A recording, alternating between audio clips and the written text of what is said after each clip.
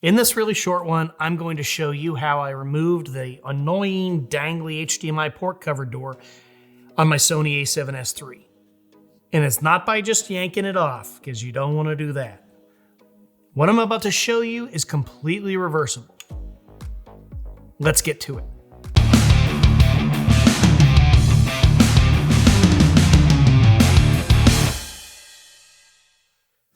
So I've always been annoyed by the A7S III's HDMI cover door that flops down and then sticks out in front of the otherwise awesome flippy screen.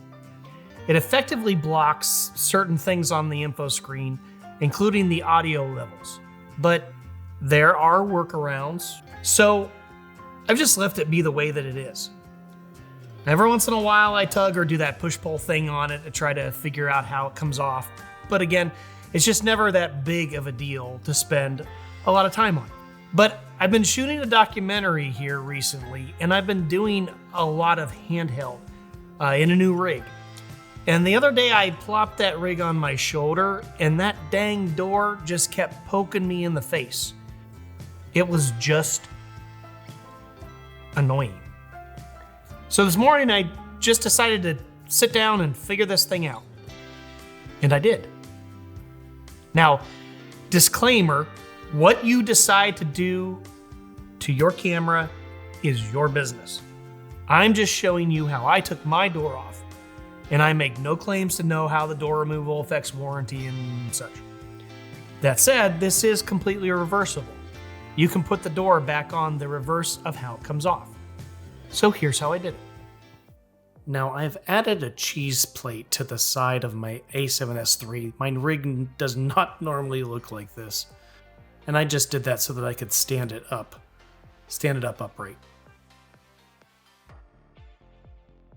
Now also I highly recommend that you remove the lens and also remove power, because you will be exposing the inside electronics of the camera.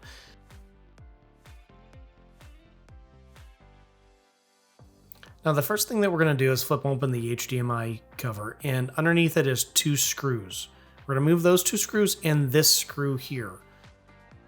You're going to want to use an extremely small screwdriver, a PH00 Phillips head screwdriver. That's PH00.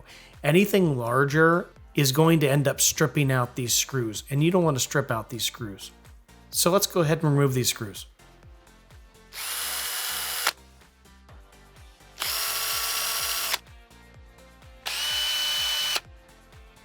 Now the next thing we're going to do is open up all the rest of the doors here on the right side. And underneath these doors, once I get this open, underneath these doors there are 3 more screws. We're going to remove these 3 screws just like we did the others.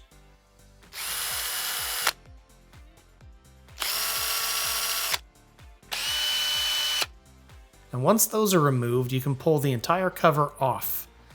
You can see the exposed electronics underneath, and you can see this bunch of screws on here. And here's where this right here is where the door is attached.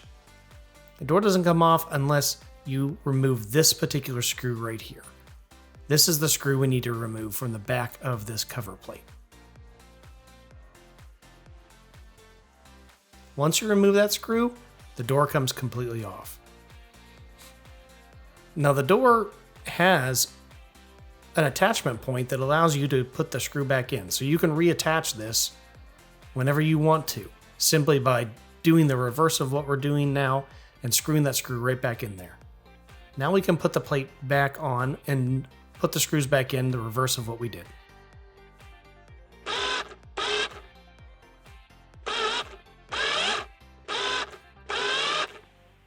And there you have it. The door is removed. Now you just want to make sure that you store those someplace in like a Ziploc bag, someplace where you know where they're at, so that you can put the door back whenever you want to. So I also ordered these HDMI port covers from Amazon for about $6. And they just plug into the HDMI port and add a level of protection for when the port is not in use. So disclaimer number 2. I'm comfortable with doing this to my A7S III because I know that it's going to spend a majority of its time with something plugged into the HDMI port. So that door would spend the majority of its time open. Whether it was in a rig, it was on a gimbal, or it's here in the studio plugged into some external source. It's going to spend most of its time with something plugged into the HDMI port. So I'm comfortable with removing the door because of that. I do believe that removing the door probably does compromise the weather sealing and expose the HDMI port, but I believe these HDMI port plugs that I got will serve a purpose, and I've got enough of them that if I lose it every once in a while, I'll be okay. And they're cheap. I hope this video was helpful. Hit the like button if it was. Subscribe if you'd like to see more stuff as it comes out.